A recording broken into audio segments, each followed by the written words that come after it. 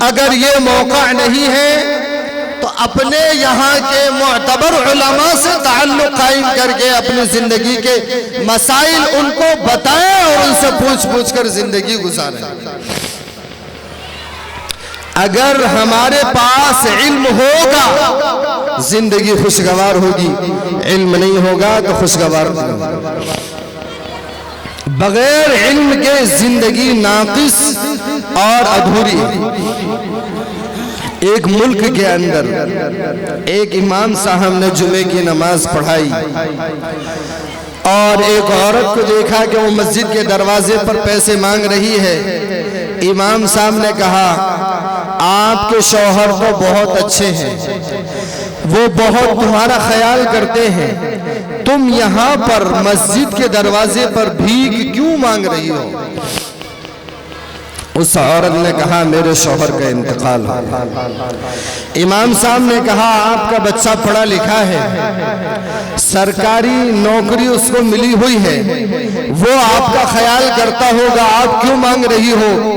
بہت شریف بچہ ہے۔ اس نے کہا میرا لڑکا یہاں نہیں رہتا ہے، دوسرے ملک میں رہتا ہے۔ امام صاحب نے کہا پیسے تو بھیجتا ہوگا؟ انہوں نے کہا نہیں، پیسے نہیں بھیجتا ہے۔ کہ نہیں، ایسا نہیں ہو سکتا کہ وہ پیسے نہ بھیجتا ہو، جو تمہارا خرچ ہے اس کے برابر وہ پیسے نہ دیتا ہو۔ اماں جان کچھ تو بات ہے، کچھ تو کہتا ہوگا۔ کہ نہیں امام صاحب، مہینے میں ایک مرتبہ اس کا خط آتا ہے، میں پڑھی لکھی نہیں ہوں، میں اس کو چوم کر رکھ دیتی ہوں، بیٹے کا خط فلاں ملک سے میرے پاس آیا ہے، بیٹا اس میں کیا کہنا چاہتا ہے، میں پڑھی لکھی نہیں ہوں، اس کو چوم کر رکھ دیتی ہوں۔ امام صاحب نے کہا مجھے اطمینان نہیں ہو رہا ہے اماں جان، وہ خط مجھے دکھلائی۔ اماں جان لے کر گئی اور وہ خط دکھلایا، پتہ چلا وہ خط نہیں ہے، وہ چیک ہے۔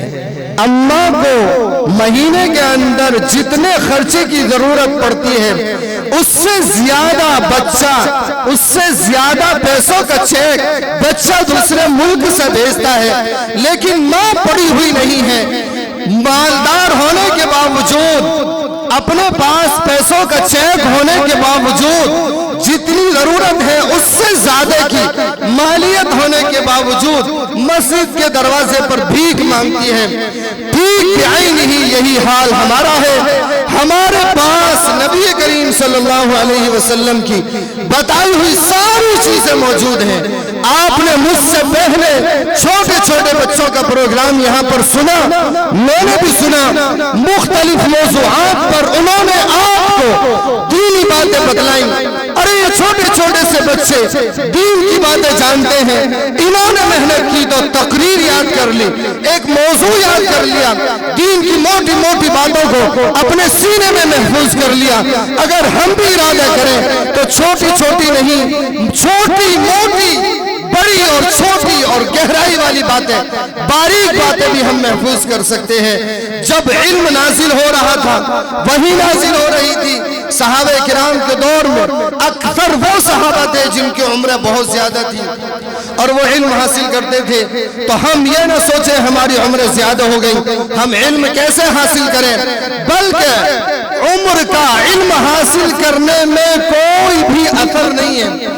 اگر آدمی طے کر لے تو زیادہ عمر میں بھی حاصل کر سکتا ہے، اور طے نہ کرے تو جوانی میں بھی حاصل نہیں کر سکتا ہے۔ آپ نے ان بچوں کا پروگرام سنا ہوگا، اندازہ ہوا ہوگا، ہمیں تو دین کی موٹی موٹی باتیں بھی پتہ نہیں ہیں۔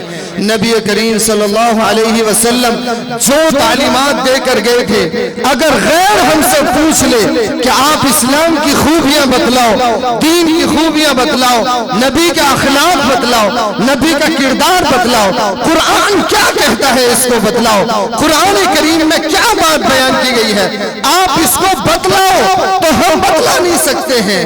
بلکہ قرآن کریم کا موٹا سا تعارف کہ اللہ کی کتاب ہے، آسمان سے اتری ہے، یہ ختم نہیں ہوگی، اس میں زبر زیر کا فرق نہیں ہوگا، یہ بھی ہم نہیں بتلا پائیں گے۔ اس لیے ضرورت ہے کہ ہم علم حاصل کریں۔ اگر علم حاصل کرنے کا موقع نہیں ہے تو اپنے یہاں کے معتبر علماء سے علم حاصل کرے، مسئلے مسائل پوچھ کر زندگی گزارے۔